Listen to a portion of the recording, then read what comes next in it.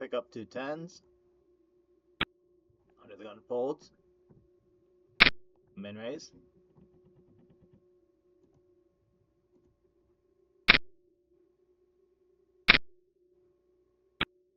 Cutoff calls, button calls, big blind calls. So the flop comes a 6 queen 10. We have middle set, which is fantastic. Only thing that beats us is 3 queens. Super draw heavy board. Flush draws, straight draws, jack 9, jack 8, king jack, ace jack, ace king, all picked up draws. So we're gonna want to be betting big here and charging those draws, or any queens like ace queen, king queen, queen jack. So I bet 75 cents. They call, they call, he folds. Turn comes out a queen, and so now we have a rock solid hand here. Obviously, we lose to queen 10, which is pretty unlikely because we have 2 10s, and queen 6, and no one's really playing queen 6. So we're gonna have the best hand here always, and we want flush draws to feel safe and priced in to come along. We want straight draws to feel safe, priced in, and come along.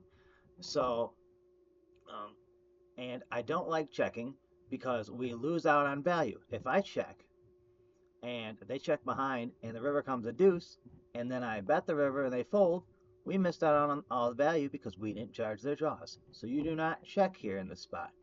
This is a spot where I want to induce calls from weak hands.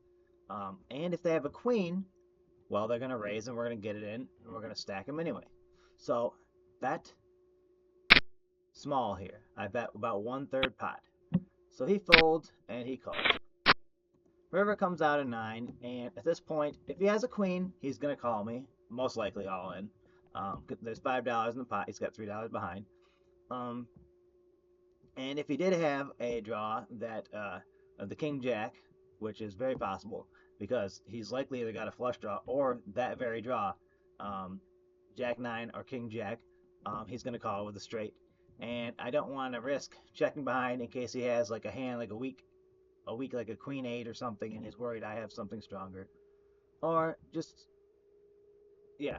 So I go ahead and just put them all in. Although my hand looks like when I do this, it looks like pretty much I have at minimum a queen.